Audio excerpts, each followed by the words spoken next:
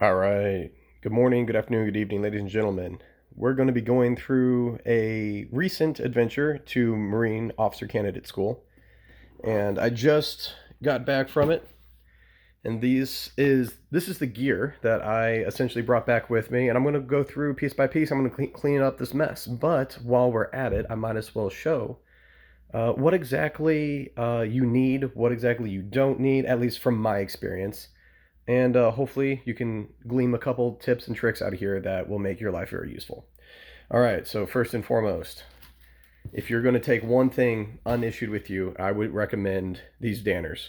These are the Danner Reckonings. I mean, you can do Bates Lights if you can find them right now, but Danners are pretty much what everybody's going to have. And they are substantially lighter than I have another pair over here of the issued boots. And it is a shocking difference between these big old massive issued boots, Whomper Stompers, and then these guys right here. It makes a big difference. You'll be doing lots of runs, you'll be doing lots of hikes, you'll be doing all sorts of night adventures, and day after day wearing these big old heavy things, you get worn out. Your calves, my calves were just destroyed. And I made the mistake of wearing the Danners on the first Quigley. The Quigley practice. So these guys got completely soaked, and I switched over to these guys, and I believe these are the Jungle Boots. Yep.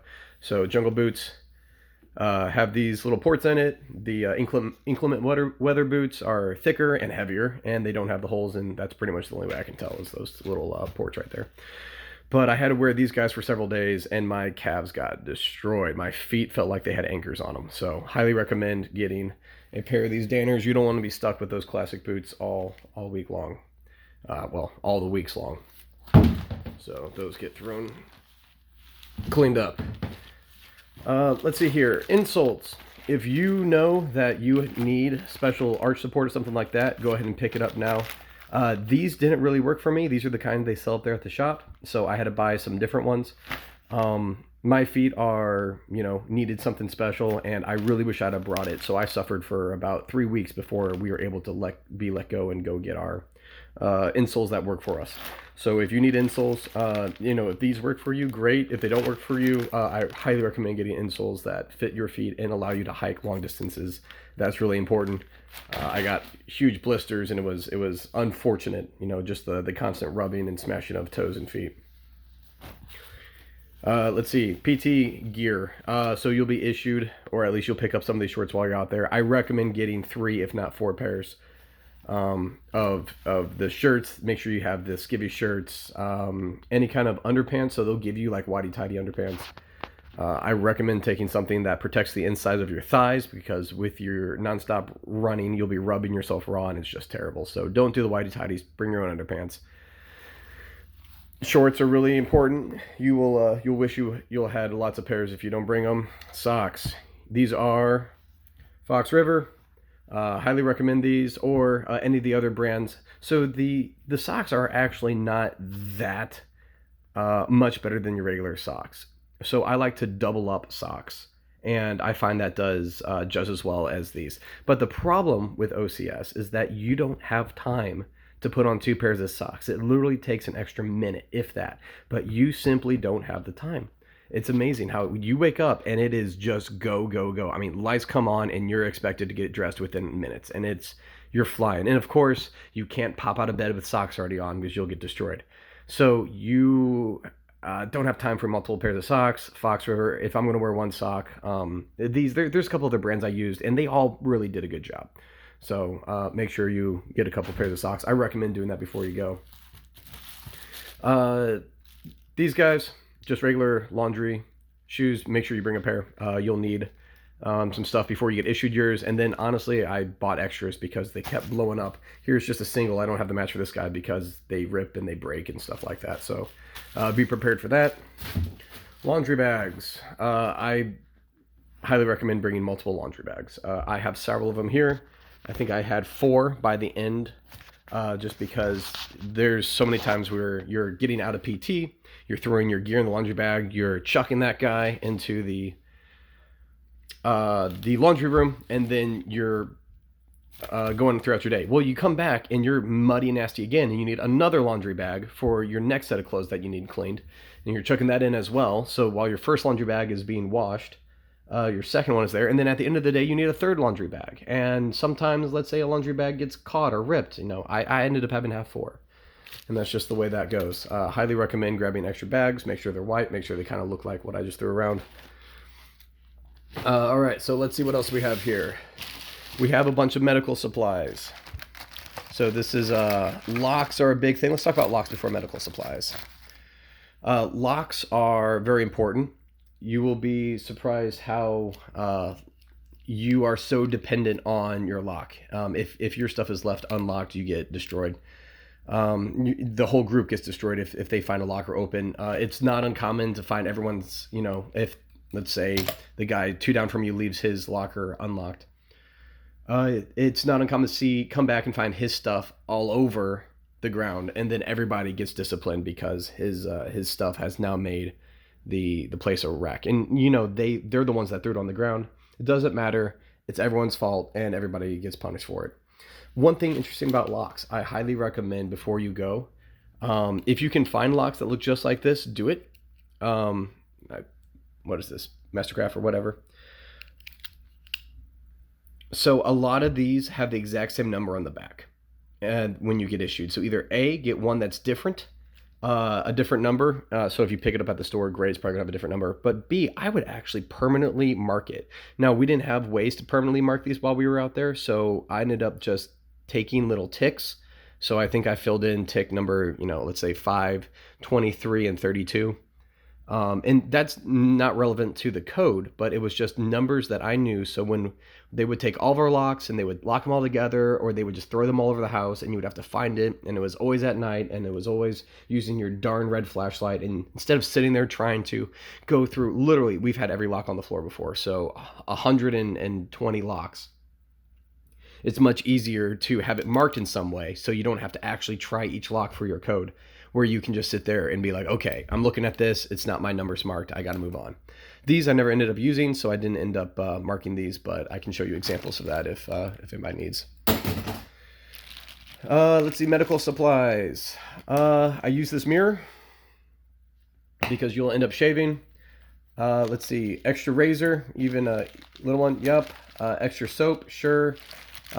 You really don't have time to floss very well. Hand sanitizer, they'll supply. Random soap. A lot of the stuff I did not use. Flashlights. Flashlights are very nice. It's very common that you'll be rushed for something, or you'll be getting back from a bivouac and your stuff will be out of place and you're having to go to bed. But you can't quite go to bed because you've got to, let's say, remark a PT uniform or study for an exam the next day. So having an extra light, I had 3 lights total, is super helpful. Recommend bringing extra lights. They must have the red. You can't run around with white lights because you'll get called out for it. A lot of this medical stuff I did not using. I did use some K-tape. K-tape is nice. As I talked about, the wounds on the feet became arduous, and it was nice to have a little bit of extra K-tape. And this should be right here. I'm gonna move the phone a little bit. Sorry guys for the roller coaster. Bunch of moleskin. All sorts of bandages. I don't know, there's stuff in there that I really didn't ever use, but moleskin specifically I did use. It was nice when you are desperate and you think your feet are going to fall off, having a little bit of advantage. Now this is overkill. I would take just a couple packages. I wouldn't worry about some of this extra stuff. Like I don't remember using the petroleum jelly or any of that.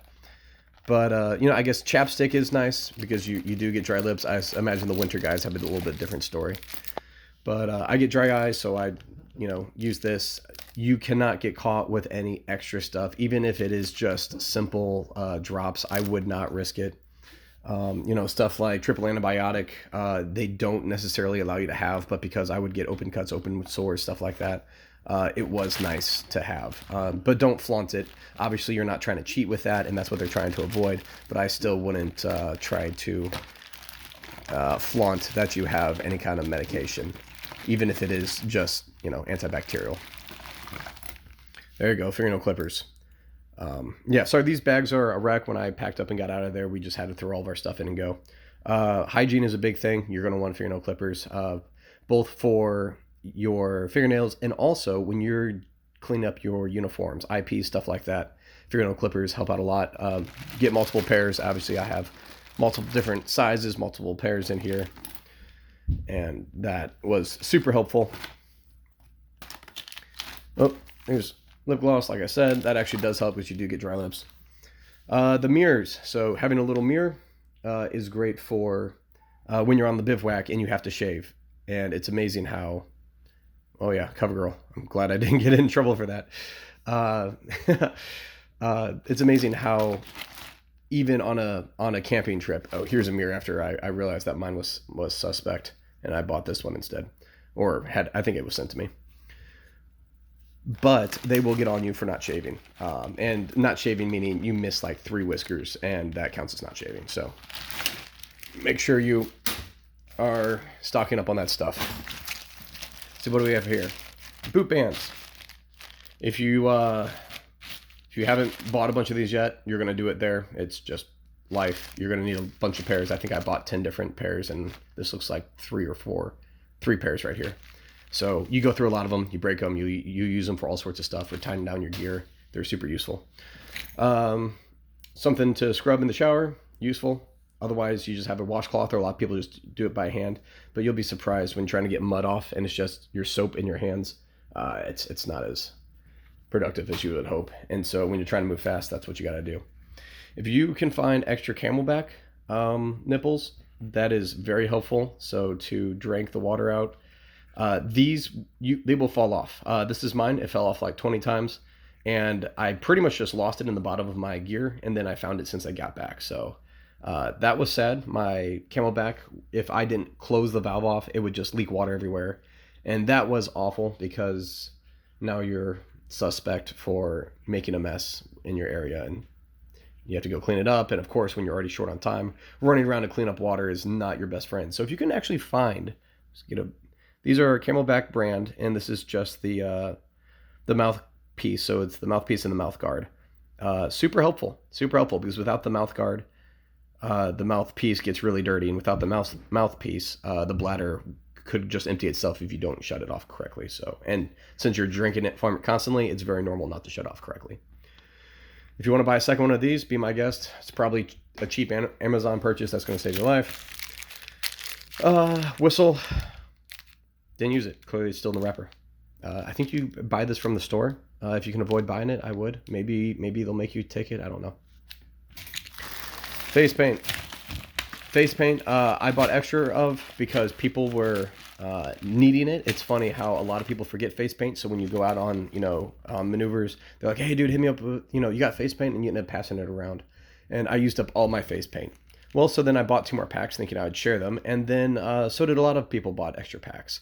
I would just make sure you have face paint that they issue. Don't pass it up. Make sure it's accessible because you will be using it. Don't go all green. So the way they explained it and the way I find is best is to take the green and do a nice layer of green, and then take the black and the brown and mix it together and rub it everywhere else.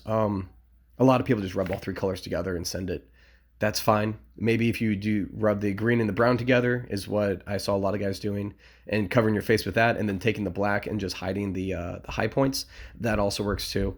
You will get mocked for doing it wrong. In fact, one of the guys who had a lot of green showing had to clean his face and then only apply green all the way down to his chest. And so he was just a Martian. He was just bright freaking green. That is the color of it. It is just green, green, green. And it was pretty funny that we were all, smudged in dark colors, and he was just freaking bright green. So you will get mocked for that. Make sure that you watch a video or something how to apply face paint tactically. All right, ibuprofen. I needed this because I had swelling. Don't get caught with this. I had to keep this in civilian locker. If this was caught in my real locker, I'd be in big trouble. So this was in my civilian locker only, and that means I can't access it other than on weekends. So that was same with the glue. I didn't need the glue. I just had to fix one little thing. Civilian locker. Don't get caught with this stuff in your actual locker. Okay, so here we go. Here's something that's actually, I hope, super helpful. This is a stencil kit. So essentially what this is you are going to be making tons and tons of name tapes. Looks something like this. And it's going to have your name and then your, obviously your platoon, or just your name if it doesn't leave the house. And the Scuzz brush will be issued this. You will need to make those. You will end up making so many name tapes. They'll rip them off, they'll throw them away. Somebody's will be not perfect. Somebody will make a mistake. You just end up making many of these every single day. And if you think I'm exaggerating, ask around, man. It is just terrible. So having a bag to where I know that my stencils are already ready to go. Don't grab these blue things and try to do each individual letter. There's people that were just spelling out their name each and every time. No, take it, cut it out, tape it together, make your name. So there it is. We have notes D4. And I just use this so many times over and over and over again to make stencils. And having this ready to go and having the bag right here, you're just like wham, throw it down, rip your stuff out, and rock and roll. Something that I hope can be helpful for you. Tape. You get issued this tape with the red inside. It's garbage. It bleeds. Regular markers make it bleed. Not cool. You can buy K tape, known by the white on the inside. That is good and does not bleed. Highly recommend that. You'll be issued some electrical tape. It's good. If you want to bring extra, go for it. But I think you get issued enough. Electrical tape is for just tying up loose ends and strap stuff like that. Over here in the bag, regular Sharpies. Bring extra. Do it. Don't worry about any other colors. Just to go black. Here is the big 1-inch name tape. You don't have to do the D4, just your last name on that one. Helpful. These guys, you'll end up making a lot of these. Not a lot, but if you lose them, you'll be caught in a bad place if you don't have your name tape. Here's what I'm actually getting for down here. Going for. This is something that you're not issue that I brought from home that I used a ton of. I had 3 Rub-A-Dub Sharpies. I don't know if you can see that. It is focus. There it is. Rub-A-Dub laundry marker. And so Sharpie sells this, and it does not bleed. It allows you to use this tape somewhat effectively. It's still not great looking, but it does not bleed at all. So if you're using this tape, it's going to look even more crisp, mostly when you're doing your shirts. When you're labeling your shirts, the back, you'll end up doing a big letter D and all that stuff. This stuff keeps it crisp, and it doesn't make it look sloppy, and that's something that's going to help you. So again, Rub-A-Dub marker, go for it. In this bag I had scissors, and then a couple other marker sizes for when you're doing large areas of shirts. So that's what I had in my quick label bag. What I recommend is that you knock out a bunch of labels before you go. When I say a bunch, I mean like a literal crap ton. They sometimes will make you go through your stuff and throw away all your extra labels. We had to do that a couple times, but I had so many labels stashed on so many things. It would, the amount of time they gave us to get rid of those labels, it didn't matter. Here's how I made my labels. So there's a couple labels just thrown in there, but here is the actual way on this side. I took a piece of black tape and I ran it right here. And that is exactly 6 inches from the edge of the book. So in this gap right here, it's 6 inches. And so I would start my tape right there, lay it down, and then I would just cut it off with the scissors right along the edge. And that way I knew it would 6 inches and I didn't have to try to guess and see where I was at.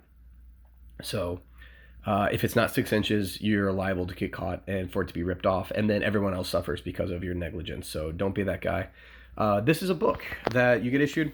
This is Color Knowledge. This has all the information you'd ever want in it.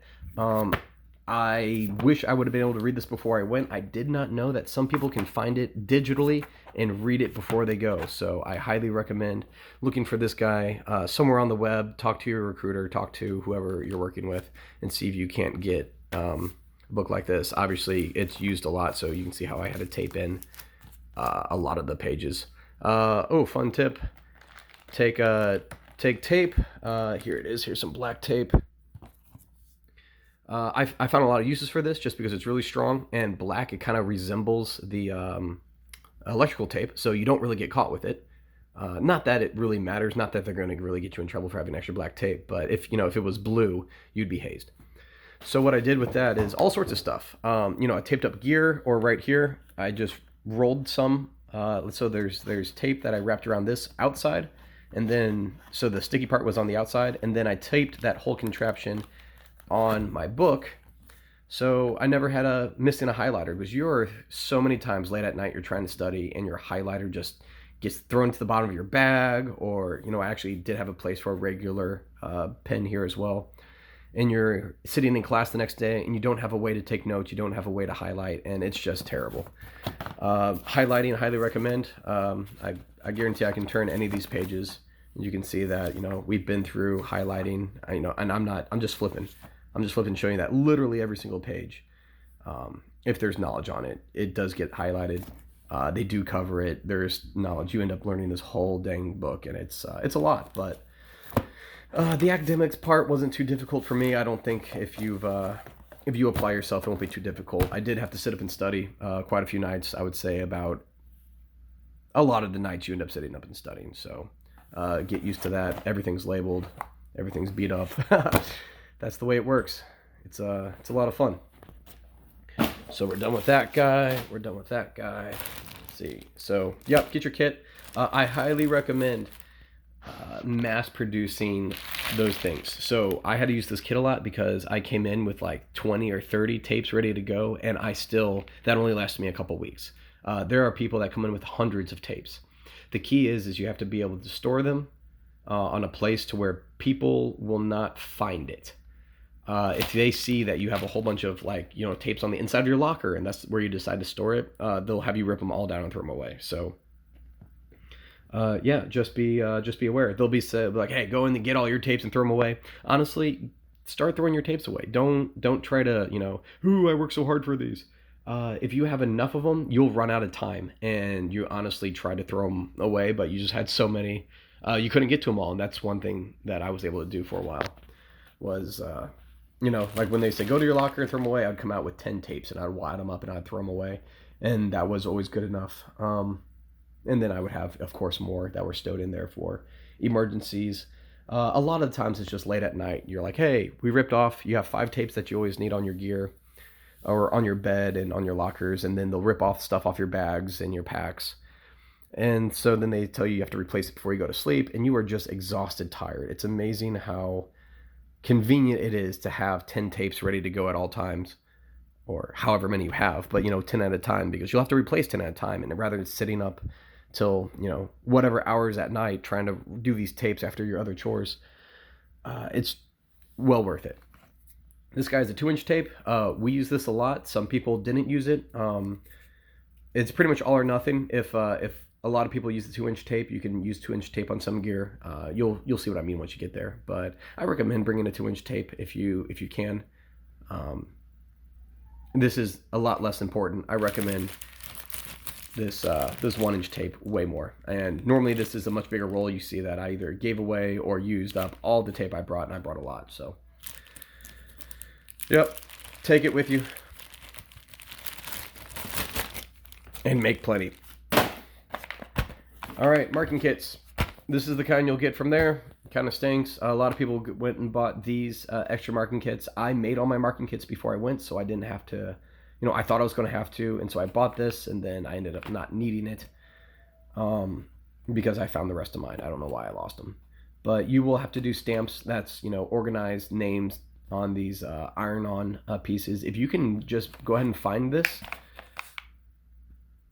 either one of these, I mean, they'll be fine. You just take your time and do it right. This one's a little harder, but it's also cheaper. It's amazing how much that will help.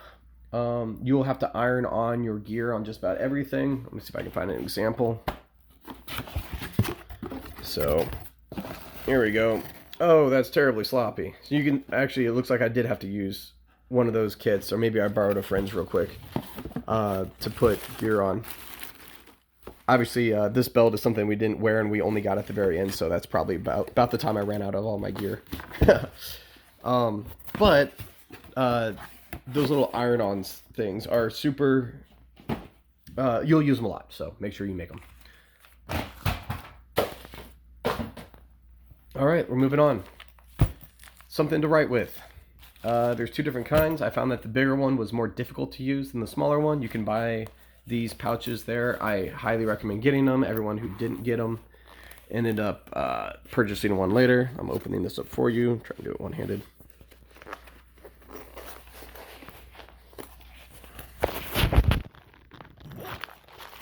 Okay, so here's how I rocked mine.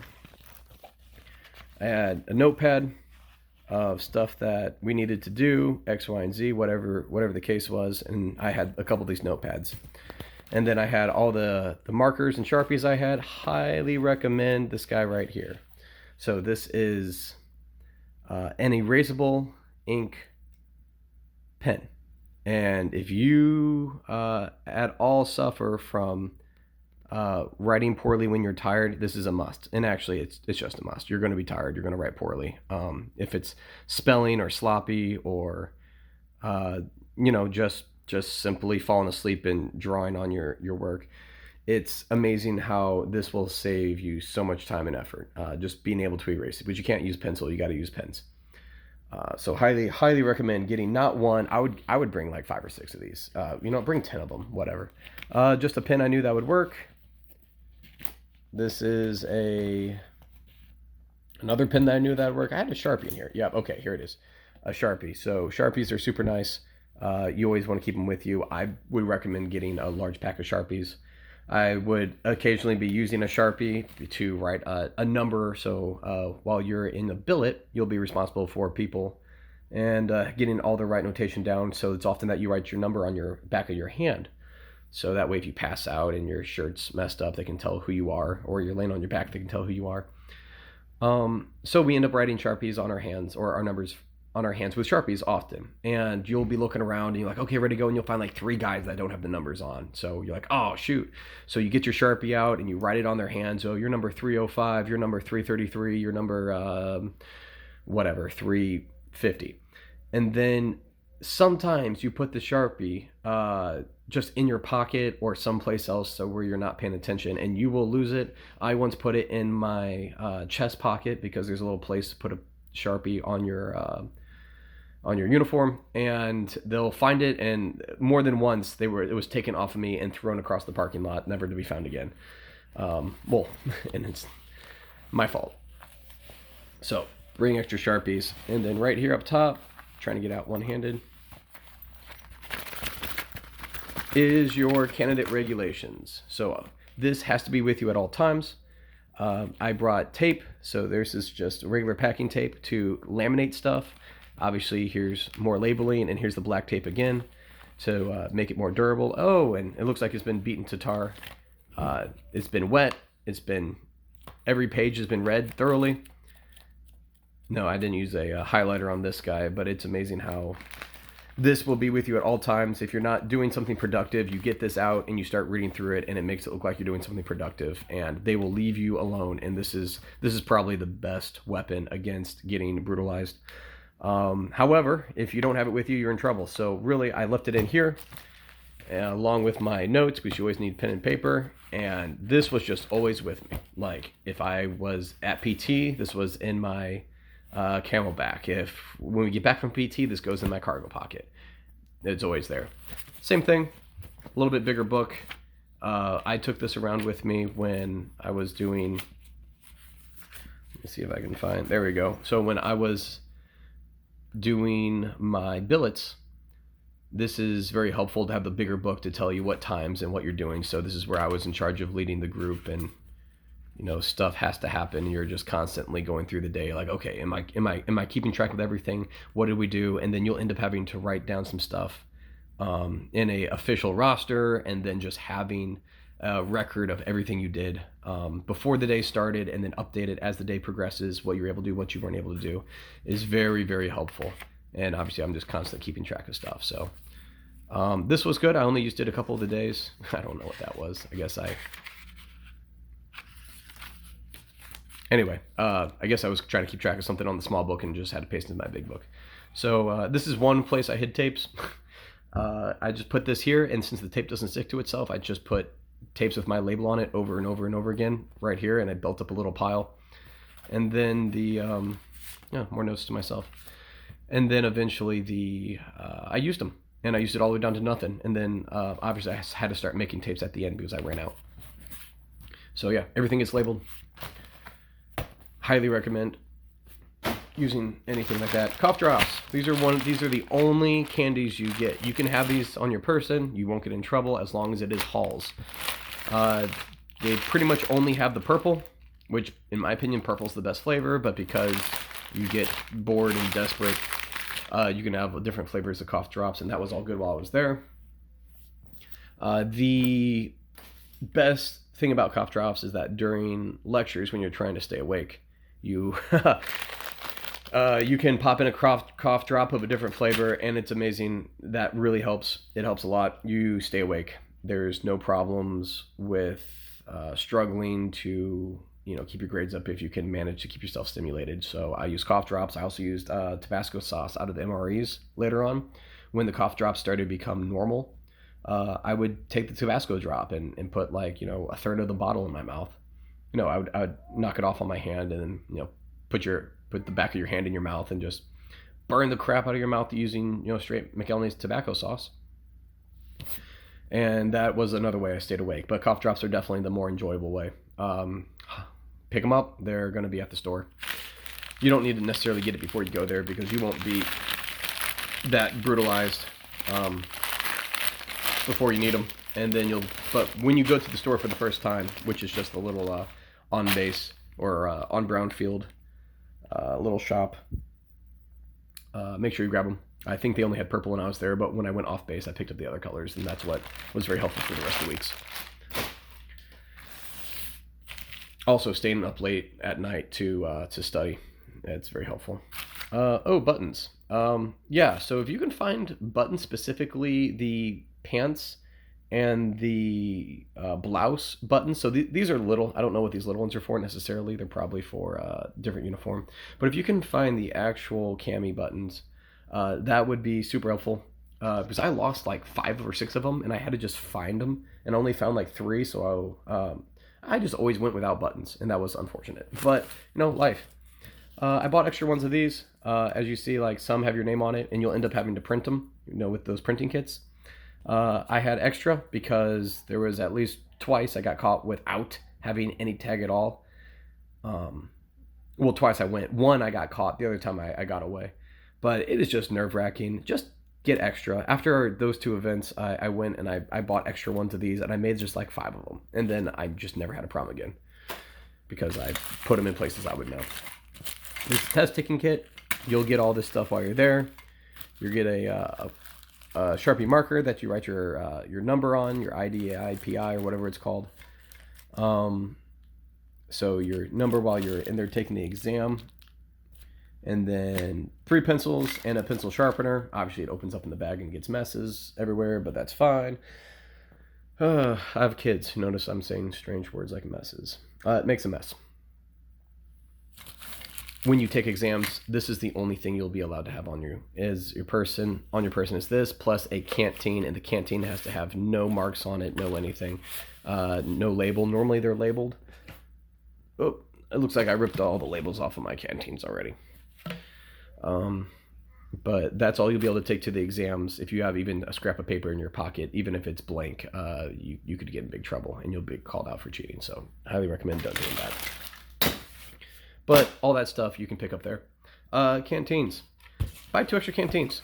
They're like $3. And you don't have to play the silly games of trying to transport canteens from your pack to your assault bag, or from your assault bag to your LBV, your load-bearing vest. And then, you have 2 canteens and you're trying to switch them back and forth depending on the event. Just buy 2 extras and leave it in your LBV. Just buy 2 extras so you can leave 1 in your assault pack, 1 in your Molly gear, 1 and 2 in your LBV, or 1 by your bed while you're studying. It just makes life easier. So buy extra canteens. It's worth it. Plus, you probably shouldn't do this. They say not to, but I ended up taking the Gatorade powder and stuff like that you get from the MREs and just designating 1 canteen for Gatorade, and the rest were clean water. That way I knew if I ever forgot about it and it got kind of nasty, I could just toss it. $3 down the drain, and I would still have other canteens I can use for the stuff I had to use it for. Gloves. You get issued gloves. I tried to use these once and it didn't work out well. I was told to stow them in my pocket and to never use them again, even though these are much nicer than the gloves you get issued. Save that for TBS. You are not allowed to use any gloves at OCS besides the ones they issue, because you all have to match. And if you don't match, then you don't play. And it's not worth it. Just leave the gloves at home. You're not allowed to really do much practicing on the O course or E course or anything like that after hours or on the weekends anyway, so don't worry about gloves. Mouth guards. We actually didn't even need mouth guards. I'm surprised we got issued them. I guess we'll be using them later on. Yeah, you'll get them and then they'll just sit in the bottom of your bag. Didn't use those. Belts. You'll get a belt. I recommend buying another one, or two more, or whatever you want. But you will end up needing your belts. We used them every single day since I was Delta. We were up and outside by like 5:30 in the morning, so it was dark. So we always had to have a belt on our person. Then we would need a belt later on in the day for our LBVs or our Molly gear or whatever we were using, our LB packs, our big packs. When we go out, we had to have belts on our packs, and so I ended up with 3 of them. Here's just 2 of the 3, but I had one I could count on in the morning, one that was in my camel bag for like emergencies, and one I just left with my my big pack, my main pack, and that worked out well for me. So I mean, it's an additional probably like $5 a belt, but it was worth it not to have to keep switching it back and forth. You'll be issued pens and pencils. I brought my own, so I didn't actually have to use these. These pens are nice, but every once in a while they'll, regular big pens, they'll stop writing. So I just wanted pens I can depend on. I had erasable pens, so didn't actually need those. Paperwork. Highly recommend. Oh, and a map kit. Okay, so you have to make a map kit. You'll get all that stuff there. I would highly recommend practice using compass and map. You get tested and quizzed on it quite a bit, and just learning how to plot lines or plot points and draw lines and distances and measure everything out. I don't know why I got 3 of these. I guess I see I kept breaking them. I guess that one's just bent up. Huh. Well, I guess I stole someone's. I don't remember having this many. But you're going to want to buy 2 different maps. If you can buy a map and keep it with you, and then the second one you can keep it more pristine and not bent up, I highly recommend that. It looks like I ended up bending both of these in the end, but one I kept as flat as possible throughout most of the trip, and that made plotting distances across Quantico much easier. Let's see. Oh, look, another nail clipper, because life. IPs are something you're constantly fighting. I actually kept that with my uniform at all times. Will have to end up sewing. As I said, I ended up sewing buttons. So you get issued little sewing packs like this. If you don't know how to use a needle and thread, I highly recommend learning, because if you can't button up your pants, it's really awkward. You don't want that, especially at Marine Corps OCS. Okay. So practice map and compass. It's a big deal. Knowing your pace count was very, very helpful. This is pictures that there's my little boy, my wife, that we were out there doing, stuff nonstop, and it was nice to come back and reattach, look at home and be like, oh, wow, this is life outside of this hole. It is good on the outside. So I highly recommend having a folder just for that. Another little packet. I'm not sure if you even got to this one yet. Oh, it's just a